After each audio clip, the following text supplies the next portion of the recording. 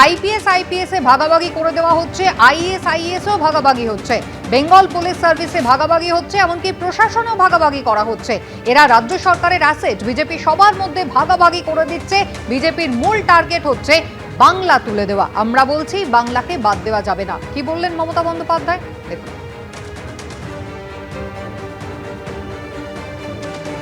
বিজেপির সরকার এত বজ্জাত আমি জীবনে দেখিনি, এত অত্যাচার আমি জীবনে দেখিনি, এত স্বৈরাচার আমি জীবনে দেখিনি, এত অনাচার আমি জীবনে দেখিনি। সবাইকে লাইনে দাঁড় করাবে আর নিজেরা সব লুটে পুটে খাবে। আর বলছে কি তৃণমূলের বিরুদ্ধে চার্জশিট। আমি বলি প্রথম চার্জশিট মোদী আর অমিত শাহর বিরুদ্ধে হওয়া উচিত, যারা দাঙ্গা লাগিয়ে দাঙ্গা করে ক্ষমতা এসছে।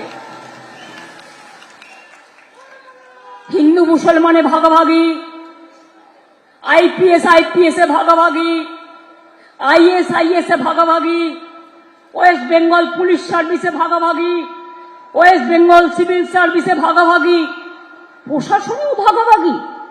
কোনো দিন ছিল না। আরে এরা তো আমাদের কাজ করে, এরা আমাদের অ্যাসেট। আজকে বিজেপির অ্যাসেট হচ্ছে সবাইকে ভাগাভাগি করে ভুলিয়ে রেখে দাও।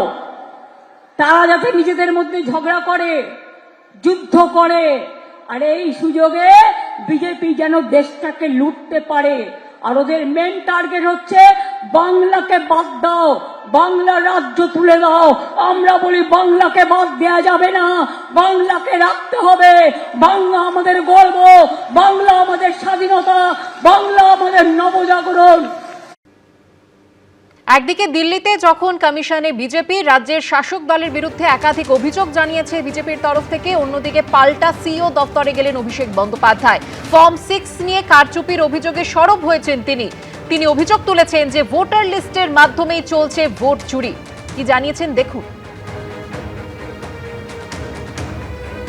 কিছু ফর্ম 6 আলাদা করে সিইওর অফিসে জমা দেওয়া হচ্ছে এবং নির্বাচন কমিশনের বিধি অনুযায়ী 50টার বেশি ফর্ম 6 কেউ সাবমিট করতে পারে না।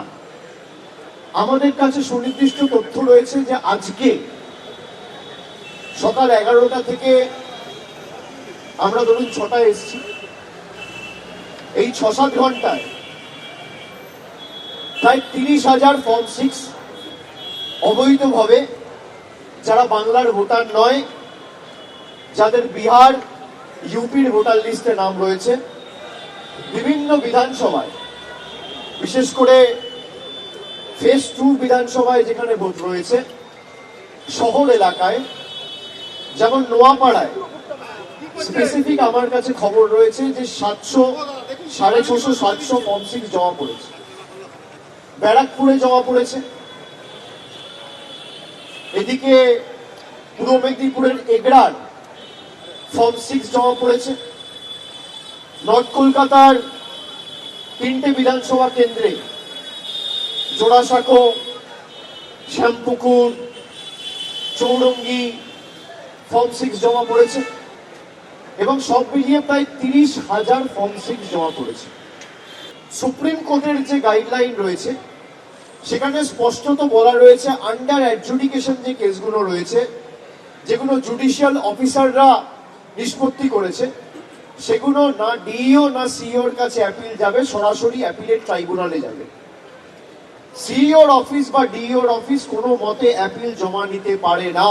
এবিপি আনন্দ, এগিয়ে থাকে, এগিয়ে রাখে।